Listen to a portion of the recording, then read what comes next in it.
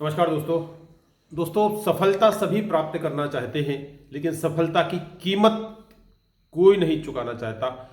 जो भी लोग सफल हुए अपने जीवन में, उन्होंने सफलता के लिए एक निश्चित जो कीमत है वो चुकाई है। तो दोस्तों, मनुष्य की सफलता में जो सबसे बड़ा जो बाधक है वो है आलस्य करना। जैसे कि कहा भी गया है, आलस्य ही मनुष्य का सबसे बड़ा शत्रु है। व्यक्ति सिर्फ लक्ष्य निर्धारित करता है, टारगेट निर्धारित करता है, जीवन में बड़ी बड़ी सफलताओं के लक्ष्य बनाता है, टारगेट बनाता है, लेकिन उसको प्राप्त करने के लिए उसके द्वारा जो किए गए प्रयत्न हैं वो प्रयत्न शून्य होते हैं, या उस लेवल के नहीं होते, या आधे प्रयत्न होते हैं। भगवान शिव ने भी कहा है कि प्रयत्न ही साधन है। जो आप प्रयत्न करते हैं वो प्रयत्न ही आपकी सफलता के लिए साधन बन जाता है। व्यक्ति प्राय या तो प्रयत्न करते ही नहीं या प्रयत्न आधा करते हैं। जैसे कि उदाहरण के लिए आपको एक मैं कहानी सुनाना चाहूँगा।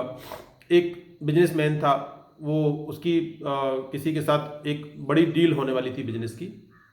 तो वो देर शाम को 7-8 बजे के आसपास निकला और किसी 7 स्टार होटल में उसकी और उसके जो क्लाइंट थी उसके साथ मीटिंग थी।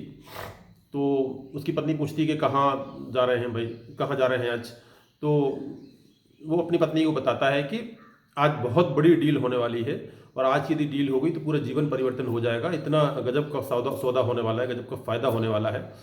तो वो पहुंचता है 7 स्टार होटल में, और जब वो लौट के आता है तब उसकी पत्नी पूछती है कि क्या हुआ। तो वो अपनी पत्नी को बताता है कि 50-50। उसकी पत्नी को कुछ समझ में नहीं आता, सोचती है कि चलो 50-50 कुछ तो फ़ायदा हुआ। बाद में फिर जब वो सोने जाता है तो उसकी पत्नी उससे पूछता है कि 50-50 का मतलब क्या है। तब वो बताता है कि मैं तो वहाँ पहुँचा, लेकिन सामने वाला जो सौदा जिसके साथ होने वाला था वो नहीं पहुँचा।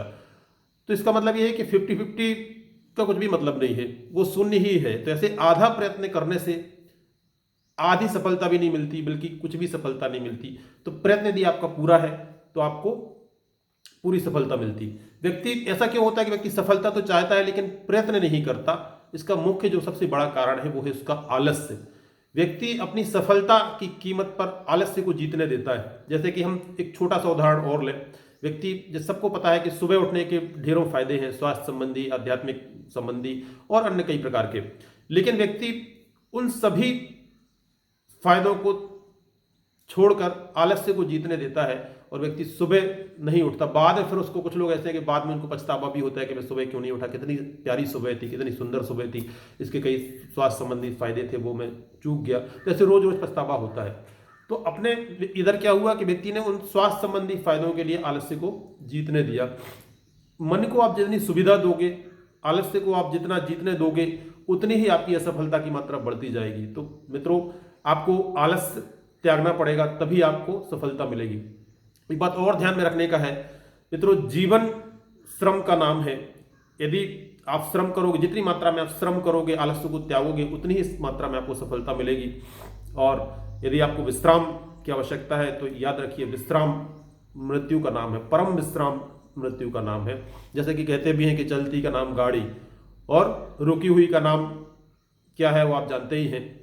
तो मित्रों, जो भी आप जीवन में सफलता प्राप्त करना चाहते हैं उसके लिए एक निश्चित कीमत जो रहती है, आप कीमत को अदा करिए।